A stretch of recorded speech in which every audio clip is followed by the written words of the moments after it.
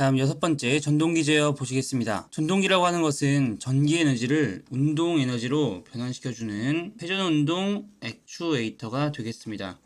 이 전동기를 분류를 해보면 교류를 사용하게 되면 교류 전동기, 직류를 사용하게 되면 직류 전동기, 특수 전동기 이렇게 세 가지로 분류를 할 수가 있습니다. 여기서 직류라고 하는 것은 항상 일정한 방향으로 흐르는 전류, DC죠, DC. 시간에 따라서 크기와 방향이 주기적으로 변하는 전류, 교류가 되겠습니다. 우리가 일반적으로 가정에서 사용하는 전기는 교류가 되겠고요. 단상 교류를 가정에서 사용을 합니다. 보통 220V를 사용을 하죠.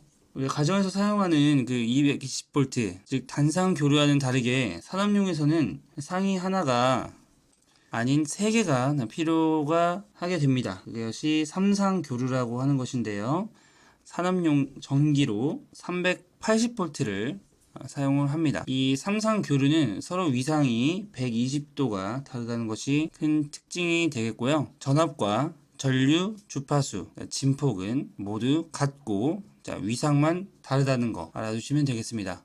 교류 전동기부터 보면 유도 전동기와 동기 전동기, 경유자 전동기 이런 것들로 나눌 수가 있고요. 직류 전동기는 전기자와 계좌 권선 연결 방식에 따라 직렬이면 직권형, 병렬이면 분권형 이 두 개를 섞은 것이 복권형 그리고 타여자형 이런 것들로 나눌 수가 있겠습니다. 다음은 교류 전동기입니다. 첫 번째로 유도 전동기가 있는데요. 이 유도 전동기는 단상이냐 삼상이냐에 따라서 단상 유도 전동기와 삼상 유도 전동기로 나눌 수가 있습니다. 단상 유도 전동기에서는 어떤 것들이 있는지에 대한 내용을 물어보는 문제가 자주 출제가 됐었고요.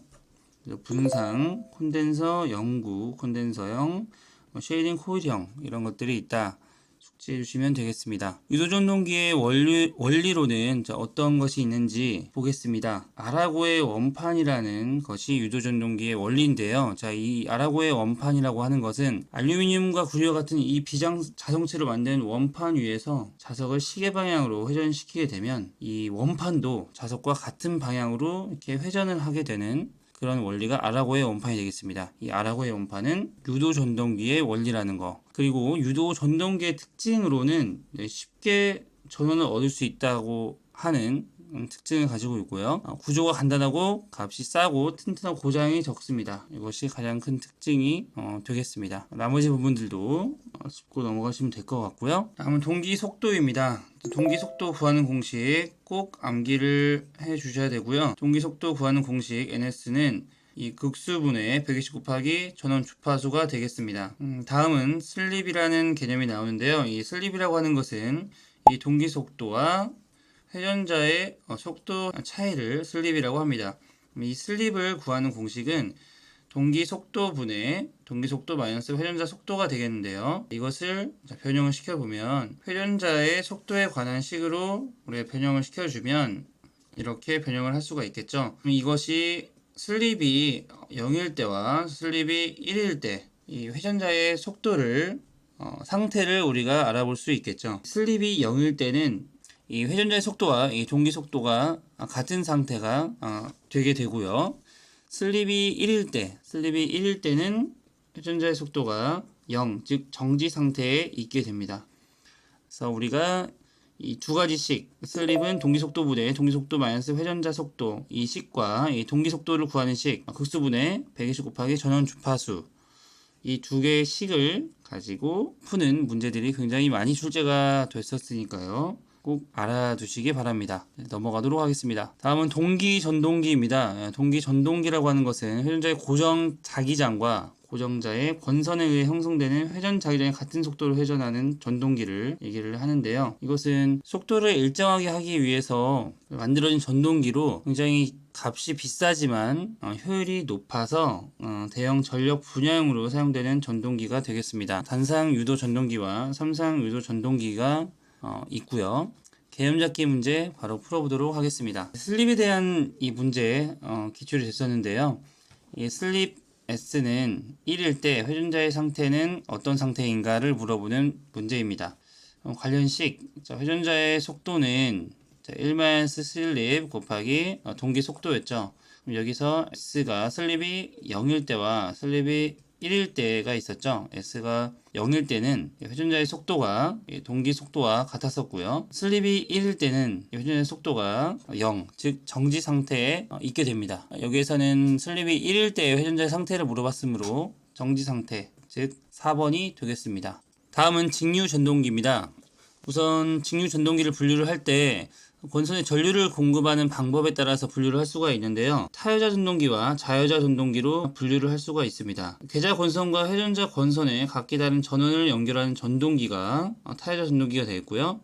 계좌 권선과 회전자 권선에 같은 전원을 연결하는 전동기가 자여자 전동기가 되겠습니다. 그리고 자여자 전동기에서는 이 전기자와 계좌 권선을 직렬로 접속을 하게 되면 직권 전동기가 되고요. 병렬로 접속을 했다. 분권 전동기가 있겠습니다. 분권과 직권의 두 계좌 권선을 감은 경우도 있는데요. 그것을 복권 전동기라고 합니다. 그래서 이렇게 분류하는 문제들 가끔 출제가 되니까요. 알아두시기 바랍니다. 다음은 직류 전동기 제어 방식입니다. 이 제어 방식, 어떤 제어 방식이 있는지를 물어보는 문제가 자주 출제가 됩니다. 저항 제어 방식, 계좌 제어 방식, 전압 제어 방식, 초퍼 제어 방식이 있고요. 이 제어 방식에 따라서 특징들이 있는데 이 특징만 잘 알아두시면 될 것 같습니다. 우선 키워드를 보시면 저항 제어 방식은 우선 저항값을 조정한다는 거죠. 저항값을 조정해서 속도를 제어한다는 거. 계좌 제어 방식은 자기력의 세기를 조절한다는 거. 그리고 전압을 조절하는 것은 전압 제어 방식이겠죠.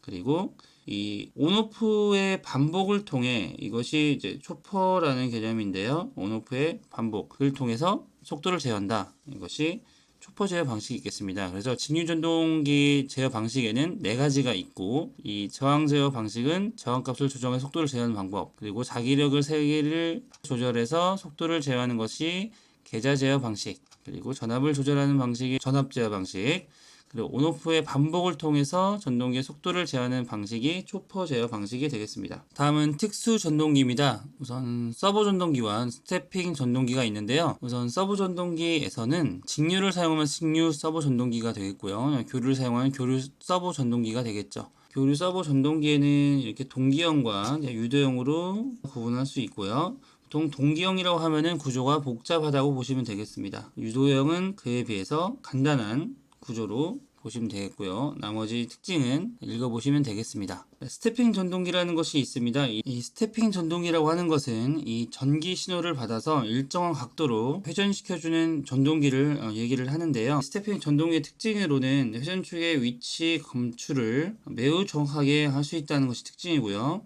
가격이 서브 전동기에 비해서 저렴합니다. 하지만 이 큰 힘이 필요한 곳에서는 사용이 부적합하고요. 고속 회전이 어렵습니다. 스태핑 전동기 특성에는 이렇게 정토크 특성과 동토크 특성으로 이게 두 가지 특성이 나오는데요. 정토크 특성에는 홀딩 토크 그리고 디턴드 토크 이 두 가지로 특징이 있습니다. 그리고 동토크 특성에는 폴인 토크 특성 그리고 탈출 토크 특성이 있는데요.